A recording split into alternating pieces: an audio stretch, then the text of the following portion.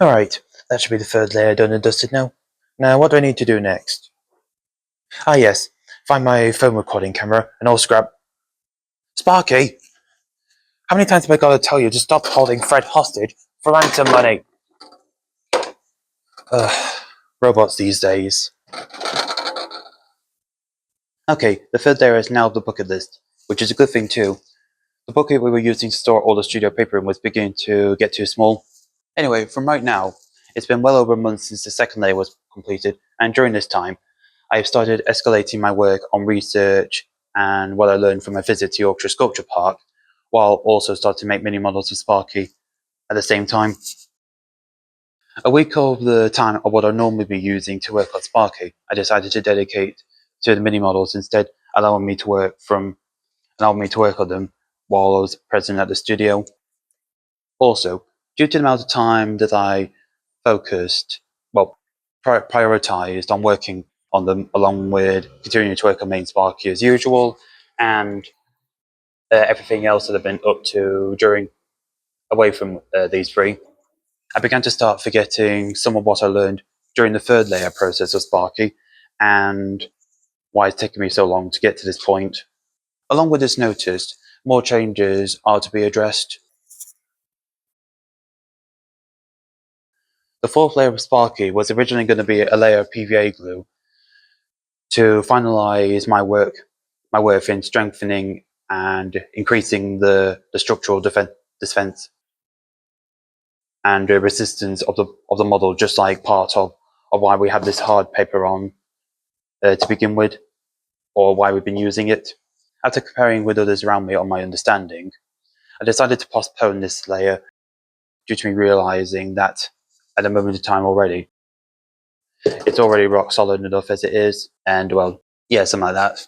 Back to subject. Originally, when I was finishing the second layer and started to work on the third layer, I was unsure whether minor specific details down here that I'm demonstrating with my finger, I wasn't sure whether they would still be visible even after all of this work.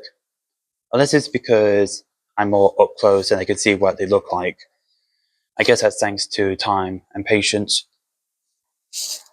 Also, the areas on the other side of Sparky and wherever else on the model, so like here for instance, where you see ripples, maybe some bumps and whatever else that's also present on here.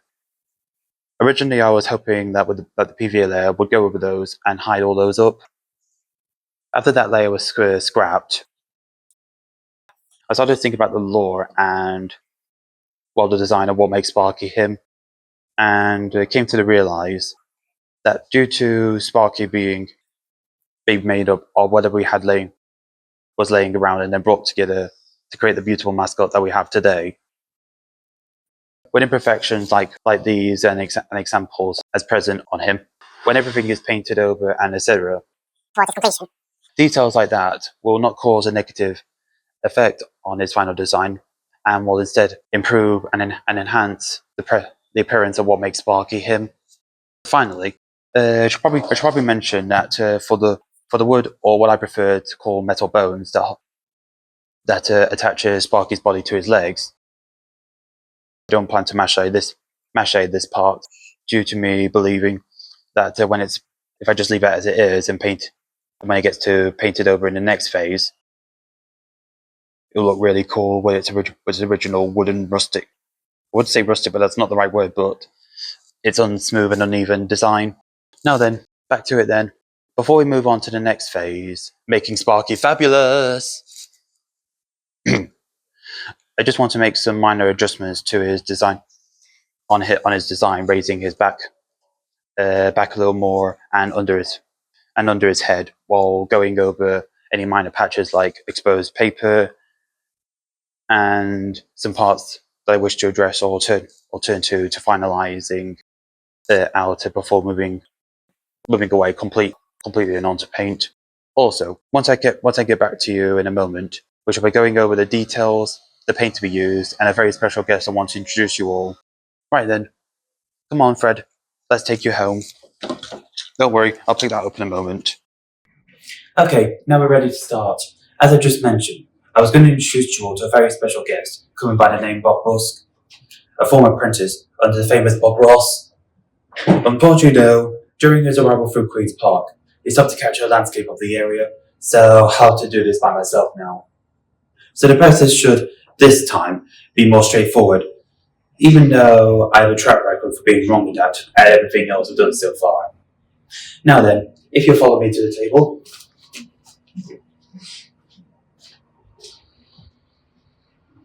What? Be expecting me to do something silly or funny? I gotta keep to my promise I said at the beginning of this documentary to some extent. Alright, so the first step is to paint the main coat on using these colours. Though Sparky has a grey coat, we don't have anything similar to that, so we're working with what the Lord provides us. Excuse me one sec, just worshipping the paint.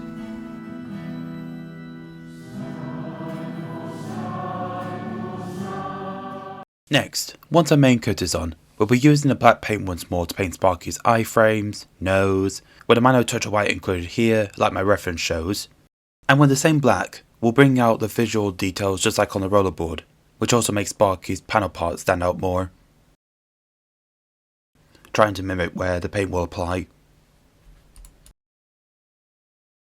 Now we should be clear to get started once the mixture ratio is balanced and sorted. Wait! I almost forgot the most important part. What's an artist without their assortment of brushes?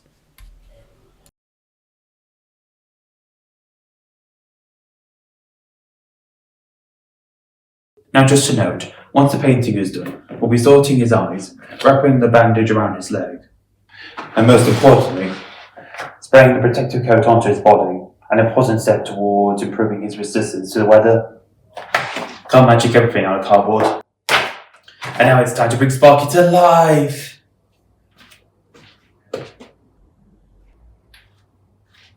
Really? You're still here?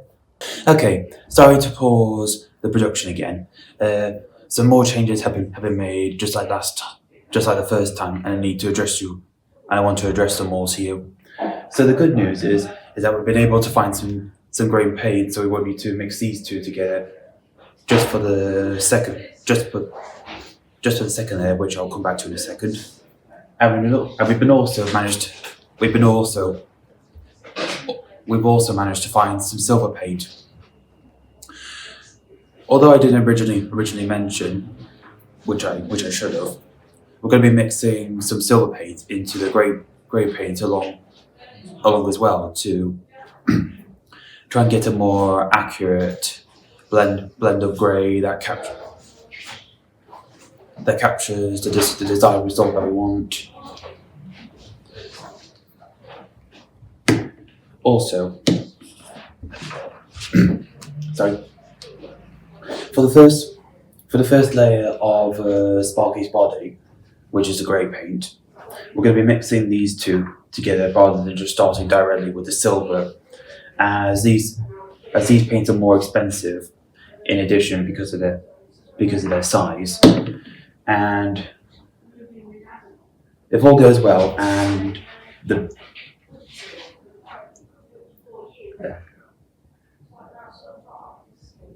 I get the consistency right, the grey that we make with these shouldn't be too much far off the second layer.